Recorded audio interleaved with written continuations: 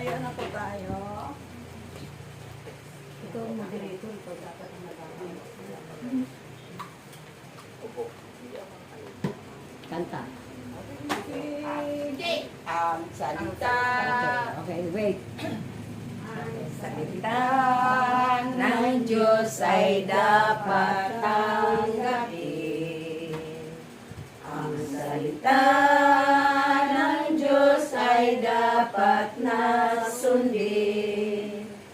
Sa puso't isip, sana'y laging kamtin.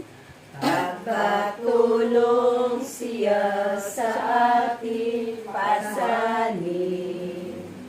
Sa pagkahat dito sa mundo,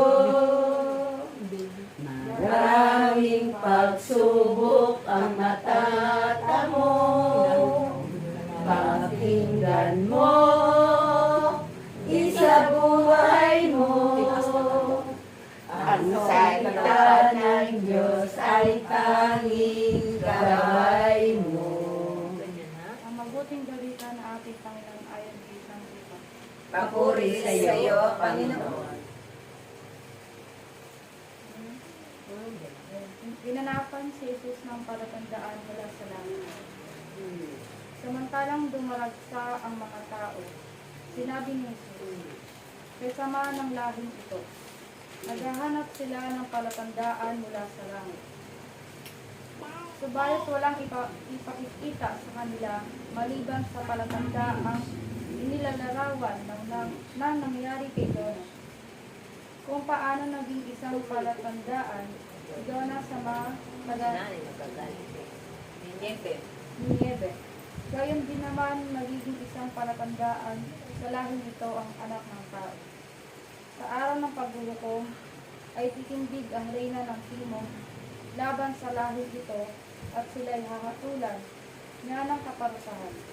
Sapagkat nanggaling siya sa dulo ng daigdig upang pakinggan ang karunungan ni Solomon.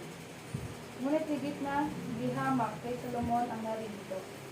Sa araw ng paghuhukom ay titindig ang mga taga-Nineve laban sa lahing ito at hahatulan ng kaparusahan. Sapagkat nagsisi sila dahil sa pangangaral ni Jonas, ngunit higit na dihamak kay Jonas ang narito. Ito po ang mabuting balita na ating Pinupuri ka namin ang Panginoon Jesucristo. Ang salita ng Diyos ay dapat tanggapin. Ang salita ng Diyos ay dapat nasundin. Sa puso't isip, sana'y laging kamtin. Pagkatulong siya sa ating pasanin. Sa pagtahak dito sa mundo, maraming pagsubok ang matatamo. Pakinggan mo, isa buhay mo.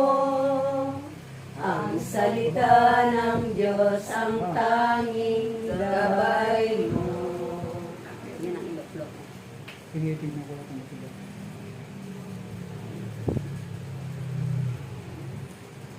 Praise the Lord.